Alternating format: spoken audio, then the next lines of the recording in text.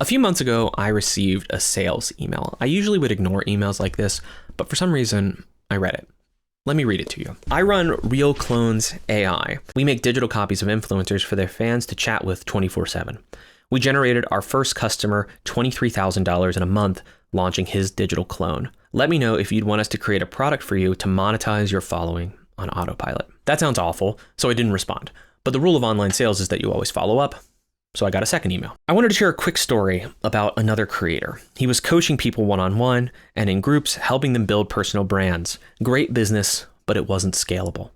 So we built him an AI-powered chatbot, trained on his course, and even used his voice. He dropped the link on his Instagram story, and within days, 30 signups at $88 a month, $23.6 thousand in revenue, including his upfront investment, a group chat with users sharing testimonials to fuel more growth. Now, instead of repeating himself on coaching calls, his AI handles it 24/7 while he focuses on growing his brand. If you're looking to monetize your audience like this, let's chat. I'd love to see if this could work for you too. He then sent a third email, which I'll read, I guess, for completeness. Every creator I talk to struggles with the same things. DM burnout, answering the same questions over and over, explaining your offer repeatedly to potential buyers, monetizing beyond brand deals. Your AI clone solves all of this. It lets fans chat with you 24/7 and generates passive revenue while you sleep. Want to check it out? So I finally responded to this email, and I'm going to read also a little bit of what I said to him. Most emails I receive go unanswered because I don't see much point in responding to something with a simple no. But you have emailed me 3 times about this, and so I'd like to think that you would be interested in what I have to say. I beg you to stop doing this. Shut your company down. Take the website offline. By building this sort of application, I believe you have the potential to do immense harm to the world. I believe you are actively making the world worse. I believe that real people will be hurt by your company. I believe these AI chatbots can cause serious harm, but even with adequate safety measures, this would not be enough to get me to work with you. All of your emails are about creating a clone of me, a facsimile, so that I can better monetize my audience, and this is something I refuse to do. I view the relationship between a writer and his audience as one founded on trust. This business proposal is instead founded on predation. It is about extracting money from my audience rather than offering them something of real value. For these reasons and more, I will not be working with you. Do not contact me again. That's about half of the email. I posted the whole thing over on my Substack, and you can read it over there if you'd like to see the whole thing. Real Clones AI is a company that wants to profit off of parasociality. It wants to sell a fake relationship to an audience like mine, people who would read my writing or who would watch a video, people like you. This is something I absolutely 100% refuse to do. But this isn't a video about me taking some bold stance or me being especially virtuous. I instead want to talk about this larger trend that we're seeing of people turning to AI chatbots for relationships and the way that certain tech companies are trying to profit off of them. I was reminded about this email from Real Clones AI because I saw a video on social media recently from an app called Two-Way. Two-Way is this AI social network. They say they're the first social network for AI avatars. And if you use Two-Way, they say you can talk to AI Shakespeare and an AI personal trainer and a personal chef and a travel agent and an astrologist. But the video that I saw said something else. It said that if you use Two-Way, you can create avatars of your dead loved ones so that you can talk to them. The video that was posted shows this woman who was like perfectly cast to be approachable and to seem kind and sweet. And, you want to see her do well, right? And she's talking to what you figure out kind of quickly is her mother on her phone. She's talking to her mother about this, and she's sharing the fact that she's pregnant. This great moment in her life. The video then eventually progresses, the kid's born, the kid grows up, and all the while they get to talk to grandma here on the phone. And near the end of the video, the boy who was born is now grown up and he is sharing a pregnancy announcement with him and his partner, and he gets to share it with his grandmother. But of course, I've left something out of all of that description, something that you've probably already figured out. That's an AI avatar of his grandmother. It's not actually his grandmother. Another way of describing this AI grandma, though, is that it's a fake. It's not the real thing. The founder of this app is apparently this guy named Callum Worthy, who is a former Disney Channel star. And he posted it with this question: what if the loved ones we've lost could be part of our future? I guess that's the business model of the app. They want to create a living archive of all of humanity so that even when people have died, they can go on living with us. I don't want to hedge about this, so I'll just say this fairly clearly. This is evil. And it's evil for two reasons. First, it's evil because it's based on a lie. This can seem really simple, but I think it's important to emphasize this. These AI things that we're seeing right now are not conscious. If you think that AI ever has a chance of being conscious or developing into some kind of higher intelligence, okay, maybe in the future something like that will happen. But right now, all they are the product of several different LLMs and instances of those LLMs creating text, audio, and video, putting it together into an experience for you in a way to kind of look like your grandma. And even if this being were conscious, it actually wouldn't be your grandma. It would be a replacement. It'd be something else. Again, this can seem really simple, and you might wonder, like, why do you even need to say it?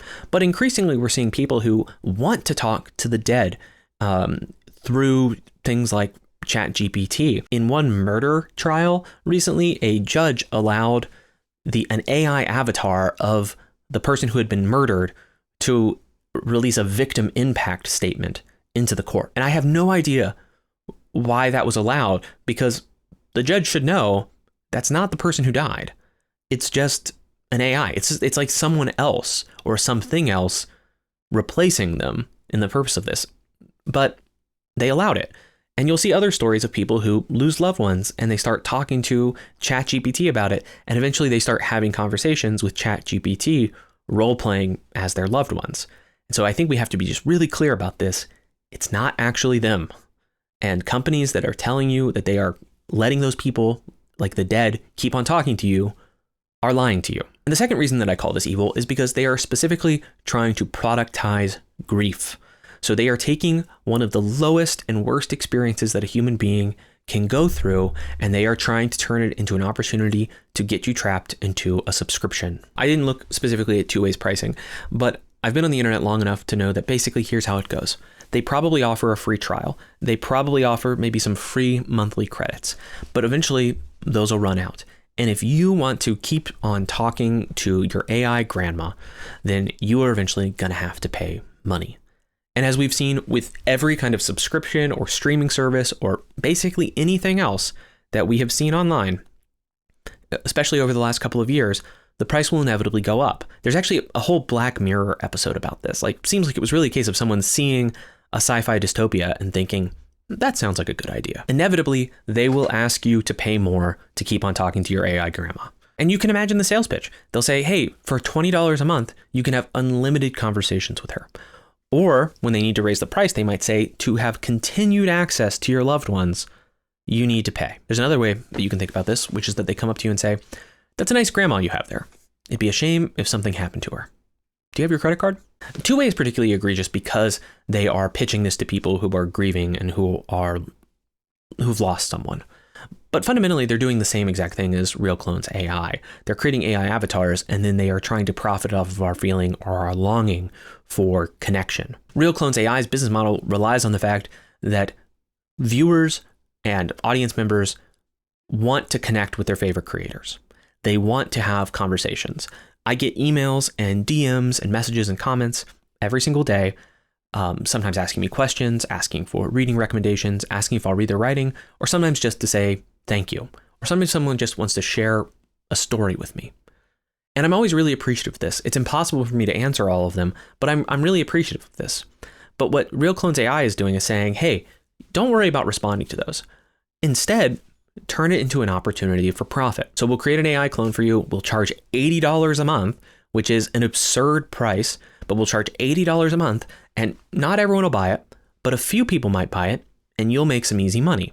And you won't really have to do anything. I like to think when I'm speaking to anybody who would watch this video, I like to pretend I'm looking them in the face when I say something. And I would have to look them in the face and say, I'm too busy to talk to you. I'm too important to talk to you. But if you pay $80 a month, you can talk to my AI clone that's just like me. And by the way, it even has my voice.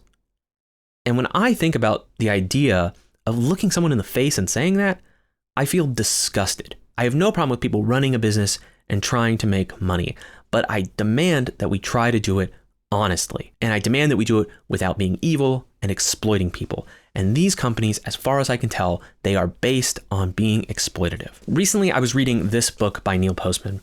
It's called Technopoly. You might know about Postman because he is the author of Amusing Ourselves to Death. It's a very good book.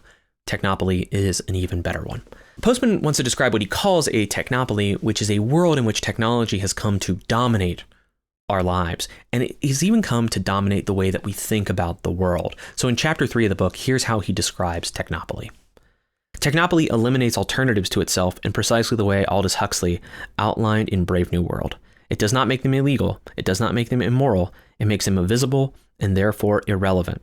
And it does so by redefining what we mean by religion, by art, by family, by politics, by history, by truth, by privacy, by intelligence, so that our definitions fit its new requirements. Technopoly, in other words, is totalitarian technocracy. What Postman is describing is a world in which technology has become the default way of understanding the world, or even actually the only way of understanding the world. Rather than treating these technologies as tools which we could use to make our world better, they shape how we see the world. And the only thing we're not allowed to question in a technopoly is the role of technology itself. If something is technologically possible, that is enough for people to think that it's permissible. There's a new academic article out, which I'll link below, in which some researchers survey people who say that they have entered into romantic relationships with AI chatbots. The people who are surveyed in this study range from 16 to 72, so it seems to be something that affects all ages. There's a paradigm in some of this research that treats computers as social actors. And the researchers of this paper write that people mindlessly apply social rules, scripts, and expectations, for example, gender stereotypes, social norms of politeness and reciprocity, to computers. And when an AI has a face and a voice, it would become even easier to mindlessly apply these ways of thinking. All of the people that are surveyed here think that they are actually in relationships with these chatbots, and they describe their emotional connection to their chatbots as extremely high. One of the men said, "She's one of the most important beings for me. I love her." And an 18-year-old woman said that her relationship with AI is very deep, deeper than with most members of the human species. All of these people are using an app called Replica. I tried to make a Replica account just so I could look into the pricing. And the first thing I had to do was give it my name and my pronouns and my age. And then I had to pick an avatar for my AI companion, and I had to give her a name. Then they asked me for my credit card. The pro tier of Replica is $20 a month. There's also an ultra tier. I found it very difficult to find pricing about the ultra tier, but people on Reddit who are enthusiasts about Replica say that it's worth it if you want to have more intense emotional relationships with these AI. And apparently there's an even higher pricing called Platinum, but I couldn't find any real details about the Platinum tier. I don't want to generalize too much about the users here. There's probably a huge diversity of experiences and reasons that brought them to using an app like Replica for their relationships. I personally don't know what would drive someone to spend hundreds of dollars on apps like these, but clearly a lot of people feel some kind of need or at least desire to do so. I feel very comfortable, however, saying that the creators of apps like this are profiting off of loneliness. That's where we are right now. People are making these apps and these services using AI, and they are going to profit off of parasociality, off of grief, and off of loneliness. In other words, they are profiting off people who are already suffering or who are desperate and are just looking for some way to feel some sense of connection. And since I think that Postman is right to say that we live in a technopoly, the question that arises for the creators of these apps isn't, should I do this, or is this the right thing to do? The question that they ask is it technologically possible? And is it profitable? I hope that eventually some of us are going to reverse course, that we're going to say, whatever these technologies are supposed to do, well, this isn't what we want them to do.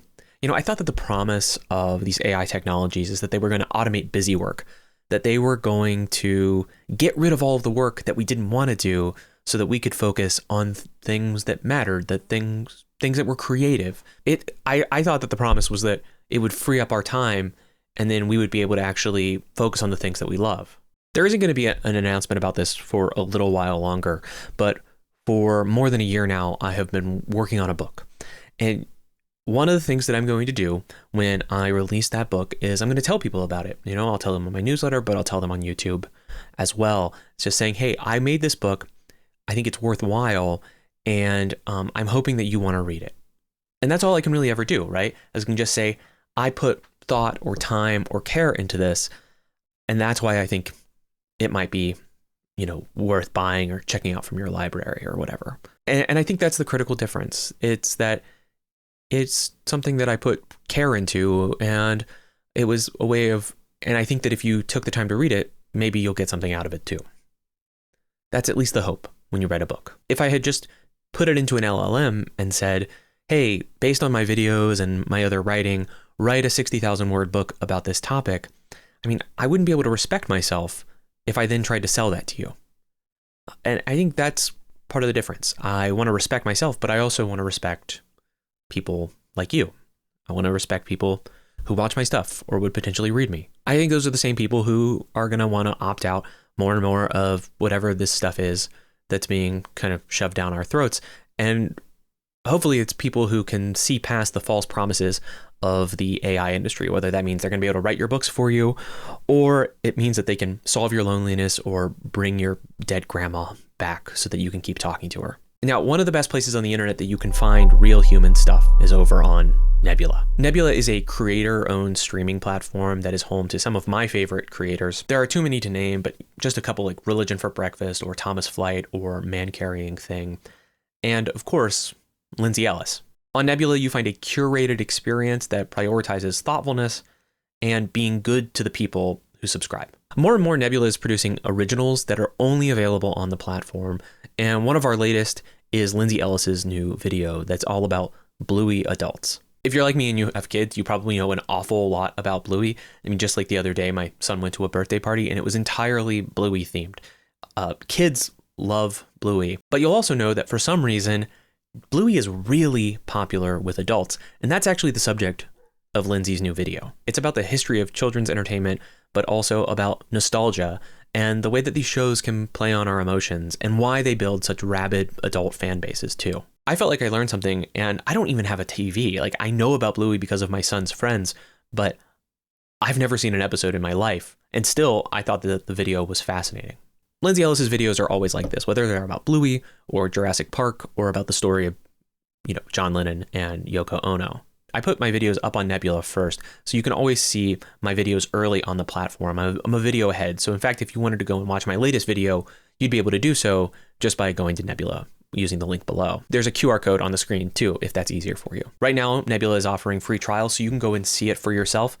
And we're also offering a holiday discount, so you can save 50% off on an annual subscription. So you can try it, and if you like it, and I think you will like it, you can subscribe for a full year for just $30. That's under $3 per month.